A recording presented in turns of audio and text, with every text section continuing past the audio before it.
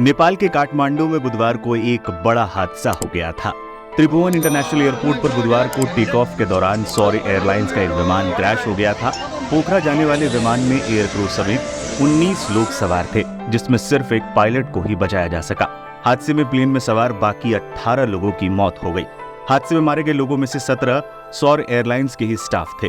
हादसा कैसे हुआ, इसको लेकर कई तरह की बातें सामने आ रही है। कहा जा रहा है कि प्लेन उड़ान भरते ही गलत दिशा की ओर मुड़ गया था और इसके बाद पायलट प्लेन को संभाल नहीं पाया और 1 मिनट से भी अंदर प्लेन क्रैश हो गया।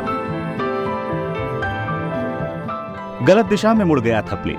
त्रिभुवन इंटरनेशनल एयरपोर्ट के चीफ जगन्नाथ निरोला के मुताबिक काठमांडू से पोखरा जा रहा प्लेन गलत दिशा में मुड़ गया था। निरोला ने कहा, जैसे ही विमान ने उड़ान भरी वो बाईं ओर मुड़ने के बजाय दाईं ओर मुड़ गया। हालांकि अभी तक हादसे की पीछे की वास्तविक कारण का पता नहीं चल सका है, क्योंकि उड़ान भरने के 1 मिनट के अंदर ही प्लेन हादसे का शिकार हो गया था।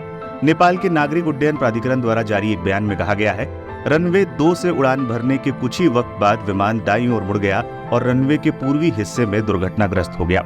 रेस्क्यू ऑपरेशन फौरन शुरू कर दिया गया था और आग पर काबू भी पा लिया गया था। घायल कैप्टन मनीष रत्न शाक्य को बचा लिया गया और हॉस्पिटल ले जाया गया है और हादसे में 18 लोग मारे गए हैं। अचानक पलटा और जमीन से टकरा गया। हादसे का वीडियो सामने आया है, जिसमें दिख रहा है कि विमान रनवे पर टेक ऑफ के दौरान जमीन पर फिसलता है और उसमें आग लग जाती है। प्लेन रनवे के दक्षिणी छोर से टेक ऑफ कर रहा था और अचानक जहाज पलटा और झटके खाने के बाद जमीन से टकरा गया। जमीन से टकराते ही एयरक्राफ्ट में आग लग गई और उसके बाद प्लेन रनवे के पूर्वी तरफ एक खाई में गिर गया। विमान के पलटते ही उसमें आग लग गई और काला धुआं निकलने लगा। देखते ही देखते पूरे एयरपोर्ट पर काला धुआं फैल गया।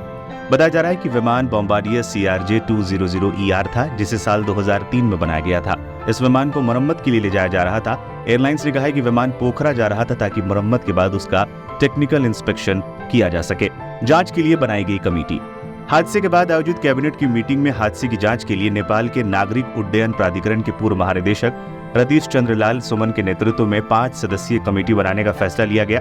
कमेटी में नेपाल एयरलाइंस के पायलट, इंजीनियर, सहायक प्रोफेसर, नागरिक उड्डयन मंत्रालय के तकनीकी अधिकारी शामिल हैं। कमेटी को रिपोर्ट पेश करने के लिए 45 दिन का समय दिया गया है।